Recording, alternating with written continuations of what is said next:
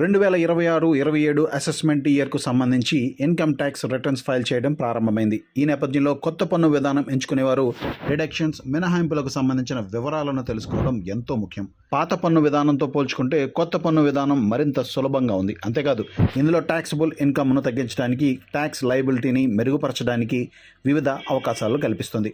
కాబట్టి కొత్త పన్ను విధానంలోని ఈ నిబంధనలను అర్థం చేసుకోవడం వలన ట్యాక్స్ పేయర్స్ పన్ను ఆదా చేసుకోవచ్చు. కొత్త పన్ను విధానంలో సెక్షన్ 115 BAC ప్రకారం 60 ఏళ్లలోపు వయసు గల వ్యక్తిగత పన్ను చెల్లింపుదారులకు సవరించిన స్లాబ్ విధానం ఆధారంగా పన్ను విధిస్తారు. దీని ద్వారా 4 లక్షల వరకు ప్రాథమిక మినహాయింపు పరిమితిని కల్పిస్తుంది. అలాగే ఆదాయం పెరిగే కొద్దీ ట్యాక్స్ రేట్స్ కూడా క్రమంగా పెరుగుతాయి. ట్యాక్స్ పేయర్స్ సెక్షన్ 87A కింద 60,000 వరకు రిబేటును పొందే అవకాశం ఉంది. అంటే 12 లక్షల వరకు పన్ను పరిధిలోకి వచ్చే ఆదాయం కలిగిన వ్యక్తులు ఎటువంటి పన్ను చెల్లించాల్సిన అవసరం ఉండదు.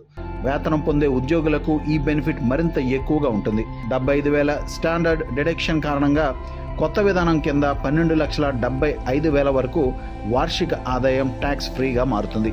కొత్త పన్ను విధానంలో ఏ రకమైన మినహాయింపులు ఉండవనే అపోహ చాలా మందిలో ఉంది. అయితే పాపులర్ ట్యాక్స్ సేవింగ్ బెనిఫిట్స్ అందుబాటులో లేనప్పటికీ కొన్ని మినహాయింపులు అందుబాటులో ఉన్నాయి. కొత్త పన్ను విధానంలో ఏ రకమైన ట్యాక్స్ సేవింగ్స్ బెనిఫిట్స్ లేవని చాలామంది భావిస్తారు. అయితే కొన్ని పాపులర్ ట్యాక్స్ సేవింగ్స్ కూడా ఇందులో ఉన్నాయి. నేషనల్ పెన్షన్ సిస్టమ్ కంట్రిబ్యూషన్కు కొత్త పన్ను విధానం ద్వారా పన్ను మినహాయింపు పొందవచ్చు. సెక్షన్ 80 CCD2 ప్రకారం ఉద్యోగులు NPS అకౌంట్కు చేసిన కాంట్రిబ్యూషన్పై డిడక్షన్స్ క్లెయిమ్ చేసుకోవచ్చు. ఈ డిడక్షన్స్ వేతనంలో 14% వరకు వర్తిస్తుంది. ఎంప్లాయర్ ప్రభుత్వ రంగానికి లేదా ప్రైవేట్ రంగానికి చెందిన వారైనా సరే ఇది వర్తిస్తుంది. అగ్నిపథ్ స్కీమ్ను ఎంచుకున్న వారు కూడా సెక్షన్ 80 CCH ద్వారా ట్యాక్స్ బెనిఫిట్స్ పొందవచ్చు. అగ్నివీర్ కార్పస్ ఫండ్కు చేసే విరాళాలు, అలాగే సంబంధిత వ్యక్తి తరపున కేంద్ర ప్రభుత్వం చేసే విరాళాలు ట్యాక్స్ బెనిఫిట్స్కు అర్హత కలిగి ఉంటాయి.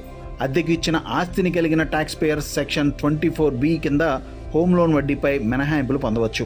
క్లెయిమ్ చేయగల వడ్డీ విషయంలో ఎలాంటి నిర్దిష్టమైన గరిష్ట పరిమితి లేదు. అయితే కొత్త విధానం ప్రకారం హౌస్ ప్రాపర్టీ ద్వారా వచ్చే ఆదాయానికి వచ్చే నష్టాలను ఇతర సోర్సెస్ నుండి వచ్చే ఇన్కమ్ను సర్దుబాటు చేయడం కానీ రాబోయే సంవత్సరాలకు ముందుకు తీసుకువెళ్లేందుకు వీలు కాదు.